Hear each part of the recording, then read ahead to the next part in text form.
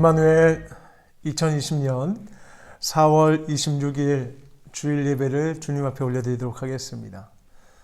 오늘 말씀의 제목은 예수가 희망입니다 라는 말씀의 제목을 가지고 요한복음 5장 1절로부터 18절에 귀한 주님의 말씀을 함께 나누도록 하겠습니다. 말씀을 시작하기에 앞서 사랑하는 성도님들께 작은 질문 한번 드리겠습니다. 어버이 주일은, 어버이날은 누구의 날이죠? 네, 아버지 어머니의 날이죠. 아버지 어머니를 깊이 생각하고 어떻게 하면 더 이분들께 효도하고 더 우리의 고마움과 사랑을 전할까 준비하는 그런 복된 이번 한 주가 되었으면 좋겠고, 어린이날은 또 누구의 날입니까? 네, 어린이의 날입니다. 우리 사랑하는 귀한 자녀들, 그 아이들이 우리의 집에 하나님께서 귀한 생명으로 주신 것에, 선물로 주신 것에 감사하는 날이지요. 그날만큼은 온전히 우리의 어린이들이 주인이 되는 날입니다. 자, 그러면 다시 질문 하나 더 드릴게요. 주일은 누구의 날입니까? 네, 주님의 날입니다. 주님을 최고로 높여드리고 주님을 깊이 생각하고 주님의 이야기를 나누는 날이 바로 주일입니다. 목사 일이 아니고요. 이 일은 예배를 빨리 드리고 나서 놀러 가야지 하는 노름의 날이 아니고요. 오늘이 무슨 날이라고요? 네, 주일입니다. 주님을 깊이 생각하고 오늘의 주인은 누구시다? 주님이시다. 그러므로 예수님을 깊이 생각하고 오늘 하루 말씀 안에서 하나님의 뜻을 이뤄가기 위해서 더욱더 힘쓰고 주님을 높여드리는 복된 주일날 되시길 주님의 이름으로 축원드립니다. 오늘 본문에서는 절망 끝에서 희망을 만난 한 사람이 나옵니다. 그 희망은 바로 예수 그리스도셨습니다. 무려 38년 동안 아팠는데 예수님을 만나서 깨끗이 낫게 된 사건이 바로 오늘 본문 요한복음 5장 1절부터 18절에 나옵니다. 이 사건이 일어난 때는 명절 때였습니다. 어떤 명절인지에 대해서는 정확하게 밝히고 있지 않지만 유월절, 오순절, 초막절 이 셋 중에 분명히 하나였을 것입니다. 명절에는 예루살렘에 수많은 인파들이 몰렸을 것입니다. 건강한 사람들도 많았지만 몸이 아픈 병자들도 많이 모였을 것입니다. 장소는 예루살렘이었습니다. 성문 중 양문 곁에 있는 베데스다라고 하는 연못에 솔로몬 행각이 있었는데 바로 그곳에서 일어난 일입니다. 본문 요한복음 5장 1절부터 2절 말씀, 요한복음 5장 1절부터 2절 말씀을 함께 읽습니다. 시작. 그 후에 유대인의 명절이 되어 예수께서 예루살렘에 올라가니라. 예루살렘에 있는 양문 곁에 히브리 말로 베데스다라 하는 못이 있는데 거기 행각 5이 있고, 여기서 양문이라고 하는 것은 말 그대로 사람들이 드나들기보다는 양떼들이 드나들던 문이었습니다. 그런데 예수님이 그 양문 곁에 나타나셨다는 것은 분명히 의미가 있습니다. 예수님은 요한복음 10장에서 나는 양의 문이다 라고 말씀하셨습니다. 내가 문이니 누구든지 나로 말미암아 들어가면 구원을 얻고 또 들어가며 나오며 꼴을 얻으리라 라고 말씀하셨죠. 요한복음 10장 9절의 말씀입니다. 예수님은 양문 곁에서 병자를 치유해 주시면서 자신이 이 땅의 유일한 구원자요 양의 문으로 오셨음을 많은 자들에게 설교하셨습니다. 베데스다의 뜻은 자비의 집이라는 뜻입니다. 자비의 집. 그 베데스다의 곁에 5개의 솔로몬 행각에는 수많은 병자들이 모여들었습니다. 많은 병자들이 그곳에 모인 이유는 바로 그 전설, 어떤 미신을 믿기 때문이었습니다. 절망적인 사람은요, 지푸라기로 잡겠다는 심정으로 그곳에 다 모여들었습니다. 당시 예루살렘 사이에 사람들 사이에서 퍼져 있던 전설 같은 이야기는 가끔 천사가 그 연못에 내려와서 연못을 휘저을 때 그때 제일 먼저 들어가는 사람이 병을 낫는다라는 이러한 이야기들이 있었습니다. 이것은 확인된 이야기라기보다 전설 같은 이야기인 것이죠. 우리 다 함께 요한복음 5장 3절부터 4절을 다 같이 한번 읽어보겠습니다. 요한복음 5장 3절부터 4절입니다. 시작. 그 안에 많은 병자, 맹인, 다리 저는 사람, 혈기 많은 사람들이 누워 물의 움직임을 기다리니 이는 천사가 가끔 못에 들어와 물을 움직이게 하는데 움직인 후에 먼저 들어가는 자는 어떤 병에 걸렸더든지 낫게 되미로라. 사실인지 아닌지 팩트는 알 수 없지만 천사가 진짜 내려온 것인지 아니면 자연현상으로 못의 못이 움직였는지 또 먼저 들어간 사람이 나았는지 나았다는 소문만 있었는지 확인할 방도는 없습니다. 하지만 확실한 것은 그날 그 베데스다 못가에 들어간 솔로몬 행각에는 많은 병자들이 모여 있었다는 것입니다. 오늘 본문에 보면 병자의 종류도 아주 다양했습니다. 온갖 종류의 환자들이 모였던 것이죠. 그 많은 병자들 중에서 가장 안타까운 병자가 한 명이 있었습니다. 38년 된 병자였는데요. 병자들 중에서도 가장 불쌍한 사람이었습니다. 물이 움직일 때도 또 못으로 가려 해도 갈 수 없었던 그 사람. 스스로 갈 수 없었고 도와주는 사람도 아무도 없었습니다. 철저히 혼자였고 누구도 도움을 주려고 하지 않았던 것이지요. 요한복음 5장 5절을 한번 이어서 다시 한번 읽어볼까요? 요한복음 5장 5절입니다. 시작. 거기 38해 되는 병자가 있더라. 거기 38해 되는 병자가 있더라. 사랑하는 성도 여러분, 오랜 병에는 효자가 없다는 말 들어보셨죠? 이 사람이 만약 2살 때 아팠으면 언제까지 아픈 겁니까? 40살까지 아픈 겁니다. 내내. 또 만약 10살에 아팠다면 48세까지 계속 아팠던 것이고요. 그때까지 계속 누워있었던 사람. 만약 20살 때 아프기 시작했다면 거의 환갑의 나이 때까지 자리에 누워있었던 사람. 이 병자에게 어떤 희망이 남아있었을까요? 인생의 거의 전부를 아파서 병치레만 하던 그 사람.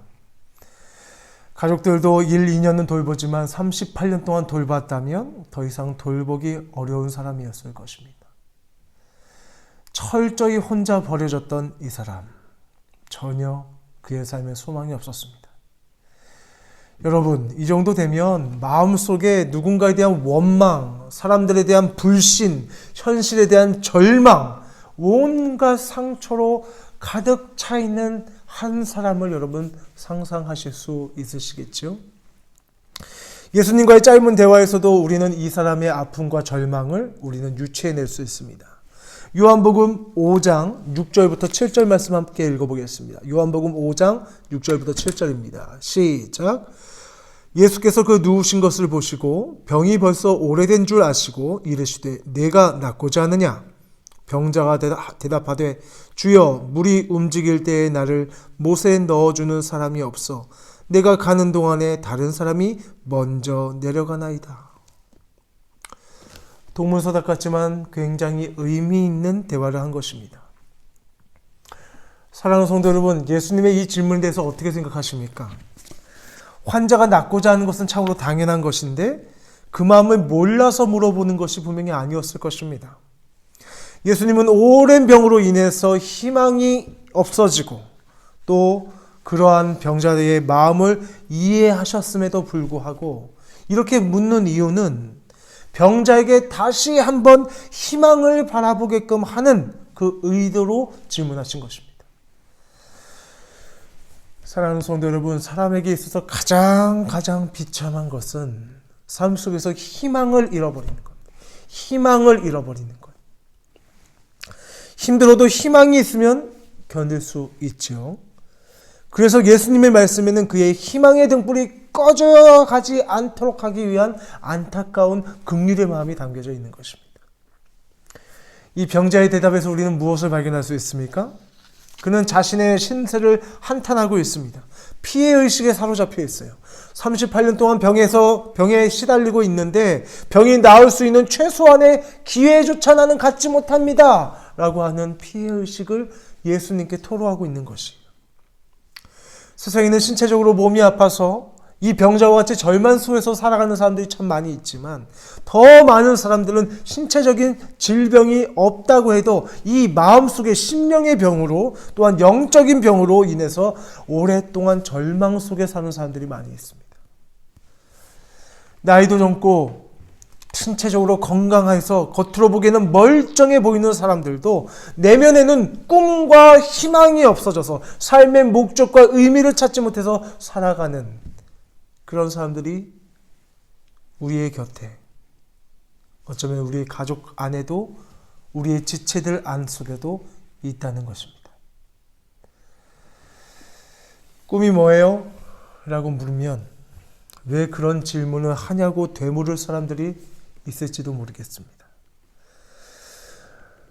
우리 사랑하는 성도님들 가운데는 그런 분이 없겠지만 많은 사람들이 그저 먹고 사는 것, 돈을 많이 버는 것, 즐기는 것, 이런 것을 꿈과 인생의 목적처럼 생각하고 사는 사람들이 많이 있습니다. 그런 사람들에게 예수님이 물으시는 겁니다. 내가 낫고자 하느냐? 베데스다 목가에 있었던 38년 된 병자에게 예수님의 질문은 너무나 중요한 질문이었는데 너무 오랜만에 들어서 아주 생소하게 느꼈을 것입니다. 아무도 그런 질문을 해주는 사람이 없었겠지요. 38년 동안 내가 낫고자 하느냐. 왜냐하면 이 질문은 누구나 던질 수 있는 질문이 아닙니다. 해답을 갖고 있지 않다면 병자에게 위로가 되기보다는 놀림거리가 되는, 상처를 주는 질문이 될 수밖에 없기 때문이죠. 만약에 암 환자에게 누가 와서 낫고 싶으십니까? 라고 물으면 어떤 느낌이 들겠습니까? 이것은 고쳐줄 수 있는 사람이 아니면 그런 질문을 던질 수 없는 것이죠. 그런데 여러분, 우리 주 예수님께서는 이러한 질문을 던질 때 반드시 해답을 갖고 계신 분이십니다. 누가요? 우리 예수님이요. 낫고자 하느냐 물으실 때는 낫게 해주겠다는 약속도 포함되어 있는 것입니다. 내가 너를 축복하겠다 라고, 내가 축복을 받고자 원하느냐? 라고 질문할 때는 축복을 해주시겠다는 해답도 가지고 계신 분이 누구시라고요? 예수님이시라는 겁니다. 예수님은 예수님의 질문에 제대로 대답도 하지 못하고 자기 연민과 신세한탄과 환경탄만 하고 있는 38년 된 병자에게 그의 귀가 의심될 만한 놀라운 선언을 하십니다. 일어나 내 자리를 들고 걸어가라 라고 명령하시죠. 요한복음 5장 8절부터 9절 말씀을 함께 읽습니다. 요한복음 5장 8절로부터 9절에 함께 읽습니다. 시작.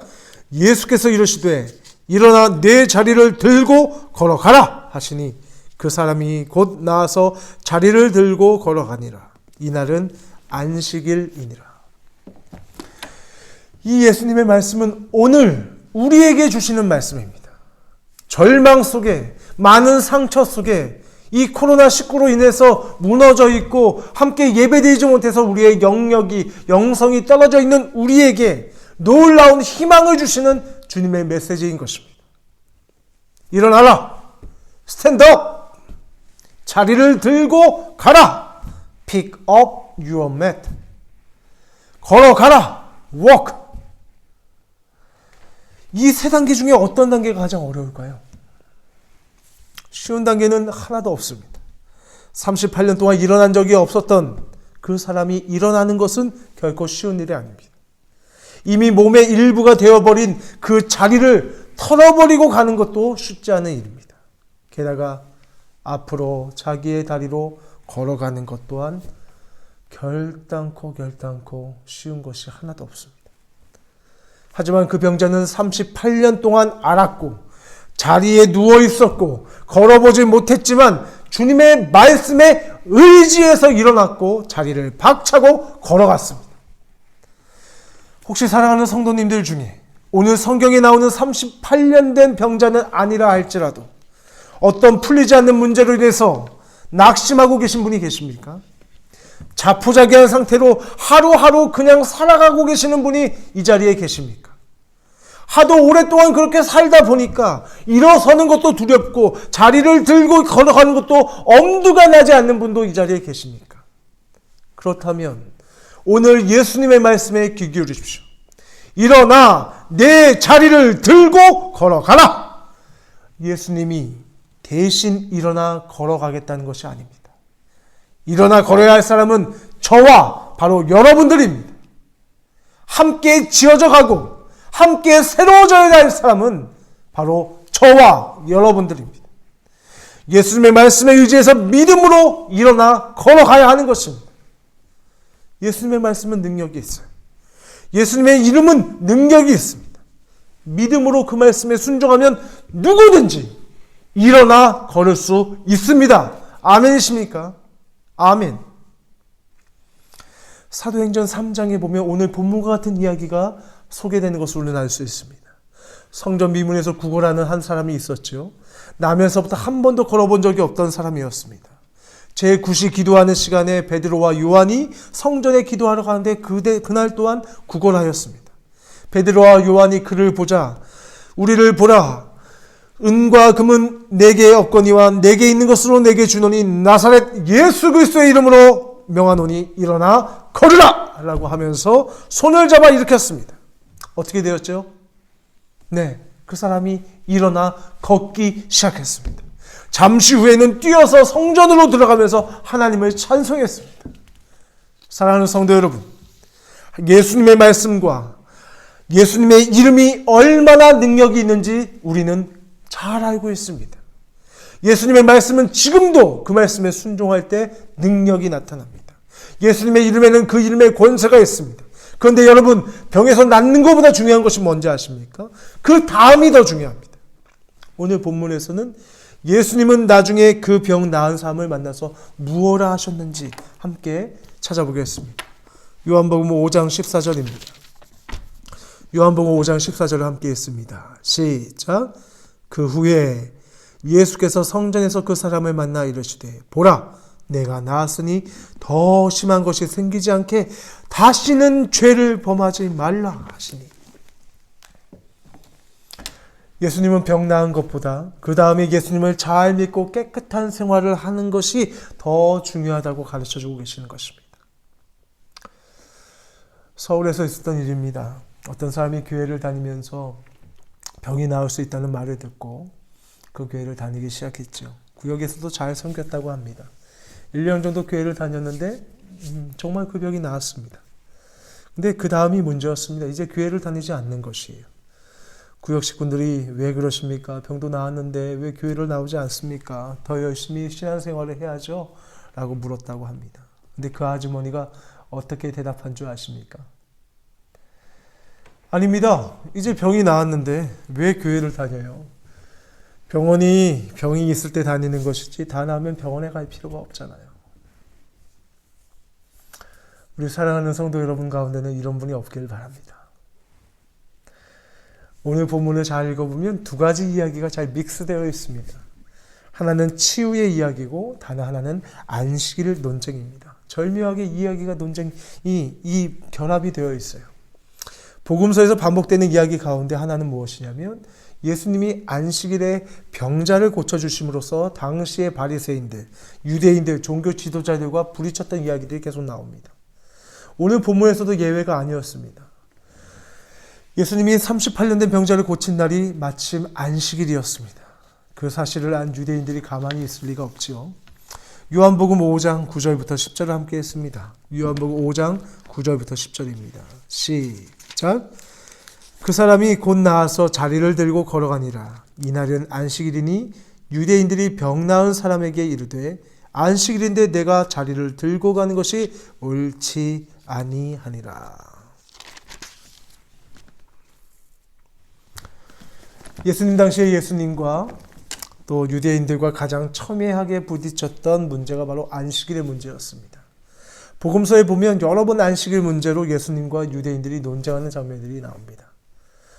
먼저 오해하지 말아야 할 것은 예수님은 결단코 십계명을 무시하지 않으셨습니다. 안식일은 거룩히 지키지 않아도 된다고 가르친 것이 아니라는 말이죠. 안식일을 거룩히 지키는 것을 부정한 것이 아닙니다. 다만 예수님과 유대인들 사이에 안식일의 본질에 대한 관점이 달랐습니다. 안식일의 근본 정신에 대해서 유대인들은 잘못 알고 있었던 것이죠. 그래서 예수님은 그것에 대해서 바로잡아 주고자 하셨습니다.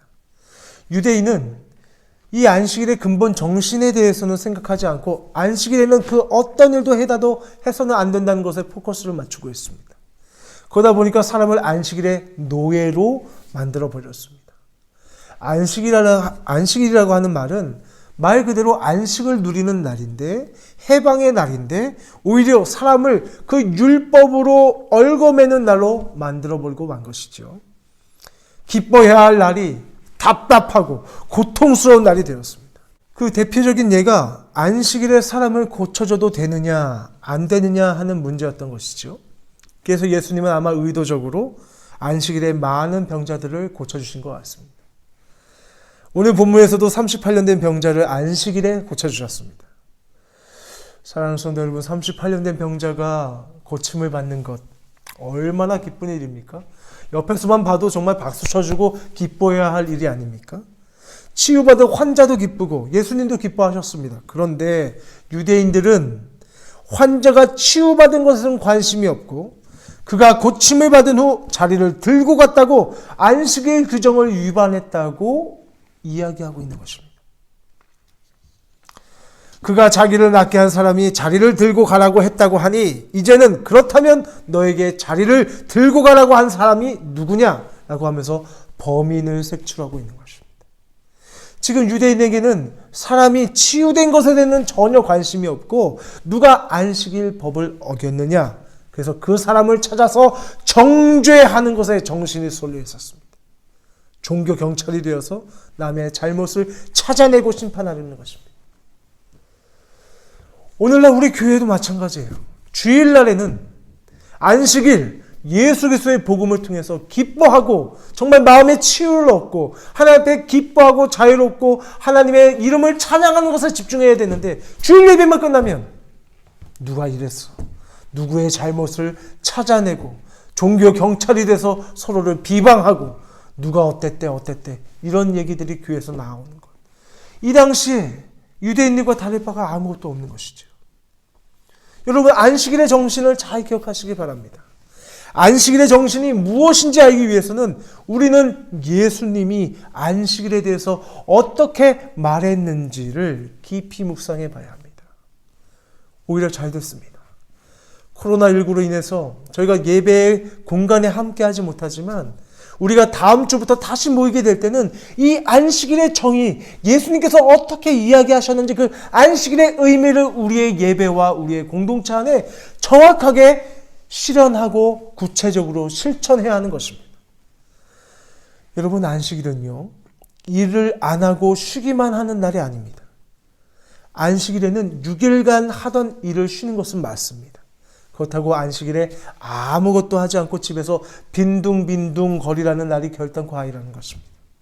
안식일의 계명은요, 10계명 중에 제4계명입니다. 출애굽기 20장 8절부터 11절에 보면 이 긴 계명에 대해서 설명하는 것이 나옵니다. 우리 다 함께 출애굽기 20장 8절부터 11절 함께 찾아봅니다. 출애굽기 20장 8절부터 11절. 출애굽기 20장 8절부터 11절입니다. 112페이지에 있습니다. 출애굽기 20장 8절부터 11절을 함께 합독합니다. 시작. 안식일을 기억하여 거룩하게 지키라. 엿새 동안은 힘써 내 모든 것을 행할 것이나 일곱 번째 날은 내 하나님 여호와의 안식일인즉 너나 내 아들이나 내 딸이나 내 남종이나 내 여종이나 내 가축이나 내 문 안에 머무는 객이라도 아무 일도 하지 말라. 이는 엿새 동안에 나 여호와가 하늘과 땅과 바다와 그 가운데 모든 것을 만들고 일곱째 날에 쉬었음이니라. 그러므로 나 여호와의 안식일을 복되게 하여 그날을 거룩하게 하였느니라. 아멘. 이 말씀을 보면, 이 계명을 보면 기억하여 거룩하게 지키라라고 하셨고 엿새 동안 하던 자기의 일을 쉬라고 하셨지 안식일에는 아무것도 하지 말고 놀아라 라고 이야기하지 않으셨습니다. 안식일에 환자를 고치면 안 된다라는 조항이 없었지요. 근데 바리새인들은 이것을 자신의 방식으로 잘못 해석 적용했던 것입니다. 두 번째로 예수님은 오히려 안식일에는 자기 일은 쉬지만 다른 사람의 일을 섬기는 것, 치유 행위를 더 적극적으로 해야 하는 날로 해석하고 있습니다. 우리 요한복음 5장 17절 한번 읽어볼까요? 요한복음 5장 17절. 요한복음 5장 17절 함께 했습니다. 시작. 예수께서 그들에게 이르시되 내 아버지께서 이제까지 일하시니 나도 일한다 하시매. 다른 복음서에 보면요, 예수님께서 안식일에 오히려 집중적으로 말씀을 전하시고 병자들을 고치는 사역을 하셨습니다. 안식일을 어떠한 관점으로 바라보느냐, 어떻게 지내야 하는지 예수님께서 분명하게 가르쳐 주셨습니다. 세 군데만 더 한번 살펴보겠습니다. 마가복음 2장 27절부터 28절을 보겠습니다. 마가복음 2장 27절부터 28절. 마가복음 2장 27절부터 28절.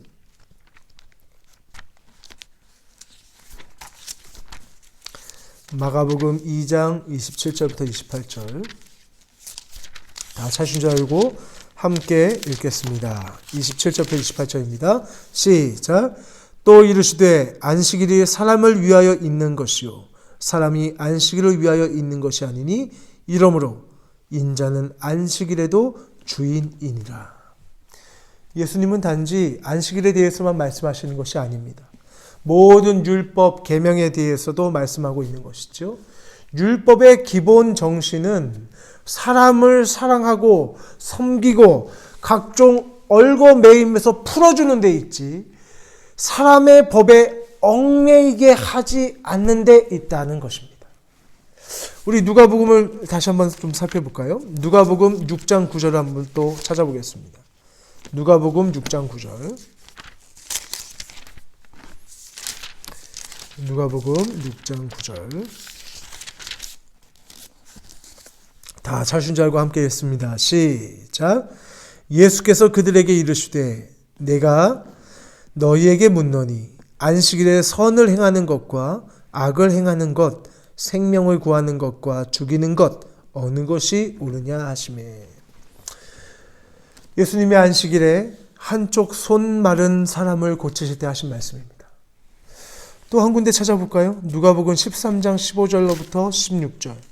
누가복음 13장 15절로부터 16절. 누가복음 13장 15절로부터 16절. 네, 찾으신 줄 알고.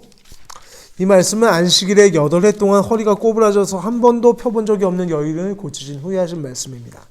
함께 우리 15절부터 16절 함께 했습니다. 시작. 주께서 대답하여 이르시되 외식하는 자들아 너희가 각각 안식일에 자기의 소나 나귀를 외양간에서 풀어내어 이끌고 가서 물을 먹이지 아니하느냐. 그러면 8해 동안 사탄에게 매임받은 이 아브라함의 딸을 안식일에 이 매임에서 푸는 것이 합당하지 아니하냐. 사랑하는 성도 여러분, 안식일을 거룩히 지킨다는 것은 단지 아무 일을 하는데 초점이 맞춰지는 것이 아니라는 말씀이지요. 오히려 안식일에 하나님이 기뻐하시는 일을 해야 한다는 것입니다. 사람을 고쳐주고 풀어주는 일을 해야 하는 것입니다. 선을 많이 행해야 되는 날, 그날이 바로 주일입니다. 예수님은 하나님 아버지께서 이제까지 일하시니 나도 일한다고 하시면서 치유와 가르침과 전도를 적극적으로 하셨습니다. 오늘 본문의 마지막 절 요한복음 5장 18절에는 유대인들이 예수님을 미워하고 죽이려고까지 하는데 그 이유는 두 가지가 있습니다. 하나는 앞에서 살펴본 바와 같이 안식일을 범하기 때문이었다고 이야기하고, 또 다른 이유 하나는 하나님 아버지를 친아버지라고 불러서 자기를 하나님과 동등하게 여겼다는 그 이유로 예수님을 죽이려 했습니다. 그러나 이 두 가지 모두가 잘못된 것이지요. 그들이 예수님을 미워하고 죽일 하등의 이유도 없었습니다. 예수님은 안식일을 범하지도 않으시고 거룩히 지키셨습니다. 하나님을 친아버지라고 하신 것도 결단코 잘못된 것이 아닙니다. 왜냐하면 예수님은 진짜로 하나님의 아들이었기 때문입니다. 참 이상한 것은 여러분, 똑같은 환자를 바라보고 똑같은 안식일을 바라봄에도 불구하고 예수님과 적대적이었던 유대인들과의 관점이 180도 달랐다는 것입니다. 예수님은 영혼을 보았습니다. 그의 아픔에 공감하셨습니다. 절망 중에 있는 사람에게 희망을 주시고 치유를 선물로 더하시는 분이셨습니다. 그래서 안식일임에도 불구하고 그를 치유하셨던 것입니다. 그러나 유대인들은 한 영혼의 아픔을 바라보지 못했습니다. 그의 절망에 공감하지 못했습니다. 그래서 예수님께서 치유해 주셨을 때 함께 기뻐하기보다는 누가 자리를 들고 가려고 했느냐, 그렇게 이야기하면서 치유받은 사람을 나무라고 예수님을 비판했습니다. 안식일에 대해서도 서로 관점이 달랐죠. 예수님은 안식일에 선을 행하는 것, 사람을 살리는 것, 사람을 해방시키는 일에 적극적이셨습니다. 내 아버지께서 일하시니 나도 일한다라고 이야기하시면서 적극적으로 선을 행하셨습니다. 그러나 유대인들의 눈에는 사람이 보이지 않았습니다. 고통받는 영혼을 보지 못했습니다. 그래서 계명을 이야기하지만 계명의 그 본질, 사랑을 외면하고 있었던 것입니다. 오늘 우리는 영혼에 대한 관점, 안식일에 대한 관점을 당시 유대인의 관점이 아니라 예수님의 관점으로 바라봐야 할 것입니다. 예수님이 가지셨던 사람에 대한 연민, 긍휼의 마음으로 사람을 바라봐야 하는 것입니다. 우리가 잘 아는 구절, 마태복음 9장 36절에 이런 말씀이 있습니다. 무리를 보시고 불쌍히 여기시니 이는 그들이 목자 없는 양과 같이 고생하며 기진함이라. 여기서 사용된 동사 스프랑크니조마이, 불쌍히 여기다, 긍휼히 여기다라고 하는 이 동사는 이 창자 또는 이 자궁과 관련되어 있는 일입니다. 다른 사람의 아픔에 공감하는 단어이죠. 예수님은 다른 사람의 아픔을 자신의 아픔처럼 느끼셨습니다. 다른 사람의 배고픔을 자신의 배고픔처럼 느끼셨습니다. 복음서에 보면 예수님이 나병 환자를 고치실 때 불쌍히 여기셔서 만져주시면서 고치신 이야기가 나옵니다. 나병 환자, 문둥병. 지금만 생각해도 결단코 쉬운 것이 아님을 우리는 알 수가 있죠. 예수님은 불쌍한 사람을 보면 마음이 아프셔서 견딜 수 없는 분이셨습니다. 사랑하는 세계로교회 성도 여러분, 오늘 우리 그리스도인들이 회복해야 할 것은 지식이 아닙니다. 방법도 아닙니다. 바로 사랑을 회복해야 합니다. 그 긍휼의 마음, 예수님의 마음을 품고 그 사랑을 회복해야 하는 것입니다. 예수님의 스프랑크니조마이, 이 말씀을 가지고 사실 수 있게 되길 주님의 이름으로 축원드립니다. 주일을 어떻게 지킬 것인가에 대해서 우리는 깊이 생각해 봐야 합니다. 주일에 예배드리는 것도 상당히 중요합니다. 세속적인 일을 멈추고 예배를 드리는 일을 잘하는 것입니다. 그러나 예수님의 모습에 비추어 보았을 때 주일에 예배를 잘 드리는 것만으로는 부족합니다. 주일에 우리가 적극적으로 해야 할 일들이 있습니다. 섬기는 일을 해야 합니다. 사람을 살리는 일을 해야 합니다. 영혼을 구원해야 하는 일을 해야 합니다. 주일은 쉬는 날이기보다는 주를 위해서 일하는 날이다 라는 새로운 인식을 가지게 되시길 주님의 이름으로 축원드립니다. 사랑하는 성도 여러분, 우리는 앞으로의 미래에 어떤 일이 일어날지, 내일에 어떤 일이 일어날지 우리는 도저히 알 수 있는 방법이 없습니다. 코로나 전염병은 언제 종식이 될지, 경제적으로 더 얼마나 어려워질지, 자연재해는 얼마나 빈번하게 우리를 힘들게 할지 우리는 결단코 알 수 없습니다. 그러나 우리가 해야 할 일은 아주 분명합니다. 주일만이라도 사람을 섬기고 봉사하고 영혼을 구원하는 일에 동참해야겠습니다. 왜요? 예수님이 그렇게 하셨으니까. 영적으로 깨어있는 사람들은 하나님께서 일하시는 것을 그 안에서 발견하고 하나님의 일에 동참하는 사람입니다. 영의 눈을 떠서 주위를 바라보시기 바랍니다. 하나님께서 여러분을 통해서 복음이 전파되어지기를 원합니다. 살펴보십시오. 예수님이 참된 행복임을, 그 행복의 말씀을 들어야 할 사람이 내 주위에 누가 있는지 살펴보십시오. 여러분의 섬김이 필요한 사람이 누가 있는지 살펴보십시오. 여러분의 도움이 필요한 사람이 누가 있는지 살펴보십시오. 하나님께서 일하실 때 하나님의 일에 동참하실 수 있게 되길 주님의 이름으로 축원드립니다. 아멘. 축도함으로 오늘 주일 예배를 마치겠습니다. 지금은 예수 그리스도의 십자가의 보혈의 은혜와 성부 하나님의 극진하신 사랑하심과 성령의 내주 충만 역사하심이 오늘 말씀에 순종하여 예수를 소망 삼고 주를 위해 섬기려는 모든 세계로교회 성도들 머리머리 위에 이제로부터 영원까지 함께 있을지어다. 아멘.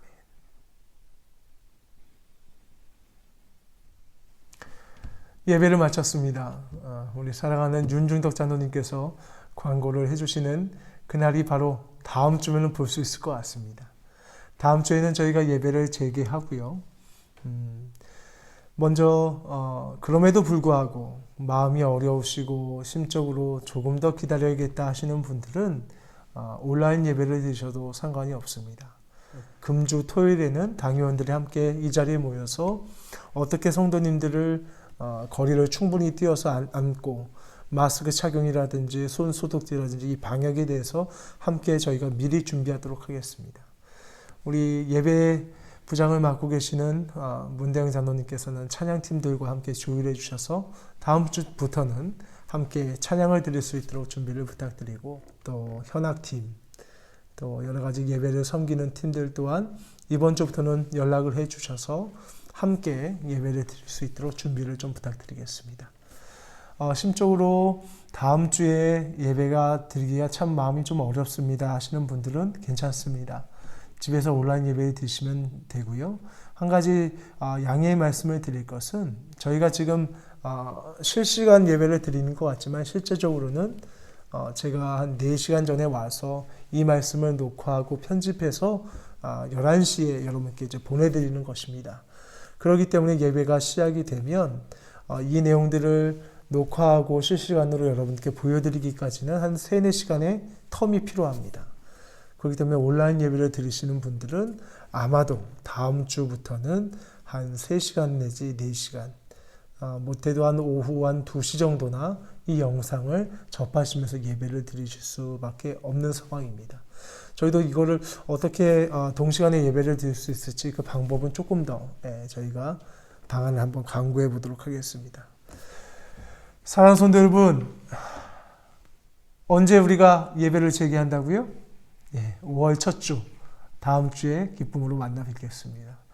우리 그동안 연락이 소원했던 분들과 한번 연락해 주시고, 특별히 우리 구역장님들은, 또 구역위원장님이신 김성진 장로님은 단톡방에 계시지 않은 성도님들께 연락해 주셔서 다음 주에는 다 같이 모일 수 있도록 해주시고, 또한 차량 배치에 대해서 함께 타고 오실 수 있는 부분에 대해서는 우리 윤중덕 장로님과 우리 정재상 장로님께서 꼼꼼하게 챙겨주셔서 다음 주 주일에는 옥산 성교에서 예배를 드림을 다시 한번 말씀을 드립니다.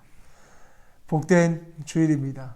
오늘도 주님께서 안식일을 바라보셨던 그 관점대로 오늘 하루를 주일답게, 주님의 날답게 살아가실 수 있게 되기를 주님의 이름으로 축원드립니다. 우리 다 같이 한번 주위에 앉아있는 분에게 이렇게 한번 인사할까요? 주님의 이름으로 사랑하고 축복합니다. 주님의 이름으로 사랑하고 축복합니다.